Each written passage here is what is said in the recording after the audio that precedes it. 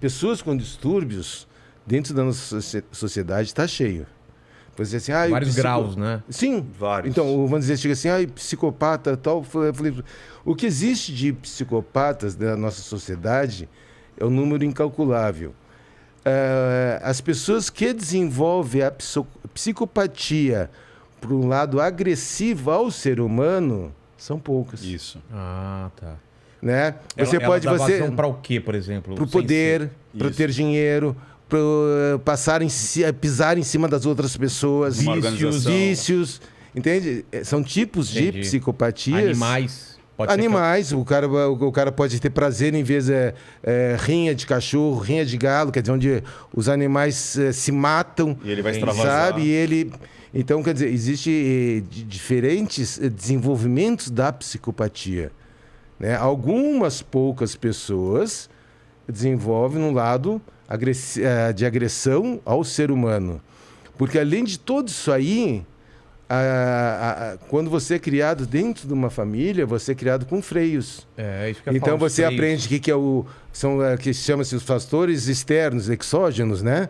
Que vamos dizer, é a educação que você tem, do certo e do errado, é na escola que você tem, é o teu freio religioso, teu freio moral que você adquire, tá? Não quer dizer que, por algum gatilho, você não rompa todos esses freios, né? E uma vez rompido, você não tem como voltar, fechar essas portas.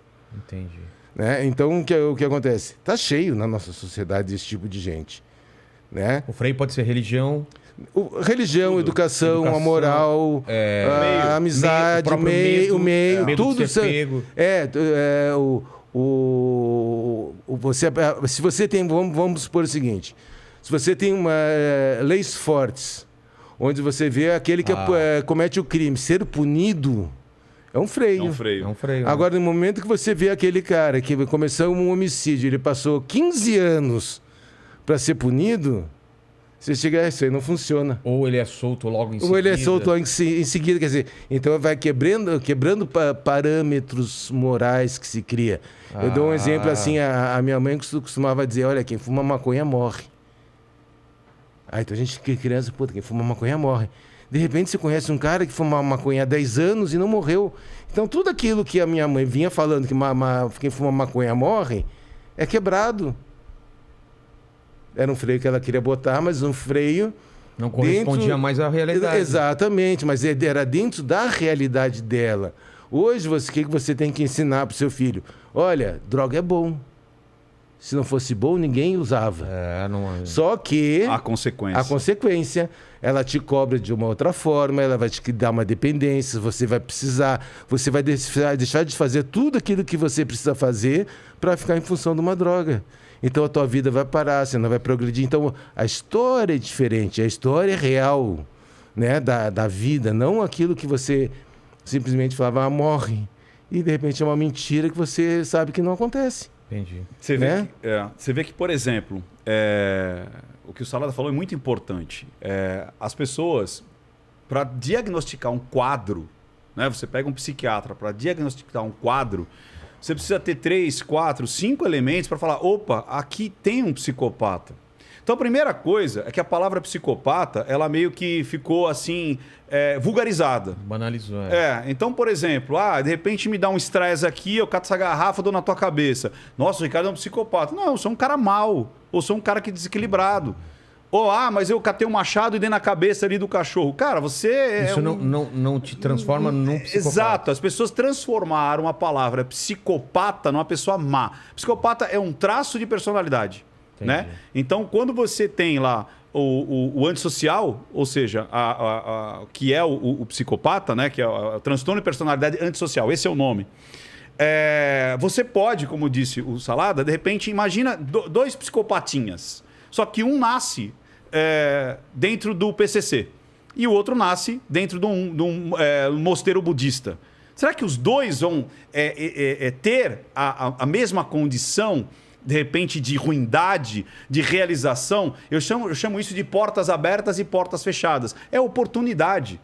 Então, às vezes, esse cara vai falar, opa, peraí, eu posso ser cruel e quem está em volta de mim aplaude. E ele vai escalando isso. Porque normalmente você começa com uma maldade, às vezes com um irmãozinho, com um animalzinho, e aí você vai escalando. E cada vez você quer mais. Por quê? Porque aquilo que você fez a primeira vez já não tem tanto. Não te dá tanto tesão. Você precisa de mais adrenalina, você precisa de mais emoção para conseguir. Agora, se você nasce lá num mosteiro, você pode ser simplesmente o cara lá, o grande guru, que de repente vai falar assim: você vai ficar de joelho aí 3 horas, você vai ter que ficar sem comer 3 dias. Então ele vai expor essa vontade dele de outras maneiras. Assim como numa empresa, às vezes o cara é um carrasco na empresa. Então você tem psicopatas no mundo político, você tem psicopatas em empresas, você tem psicopatas. Um que eu sempre falo do Steve Jobs. Esse cara era um carrasco. O cara, ele era colocava os engenheiros para trabalhar, às vezes mais de 24 horas seguidas para entregar conteúdo.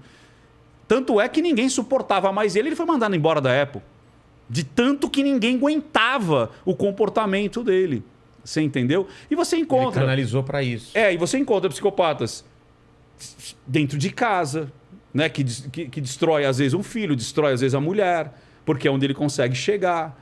Você encontra pessoas sendo gurus espirituais. Você encontra a psicopatia em vários lugares. Então, não é uma caixinha fechada. Não é uma situação que todos vão ser iguais, todos vão ser da mesma ordem. Né? Mas quais são alguns parâmetros para a gente falar isso é ou não é?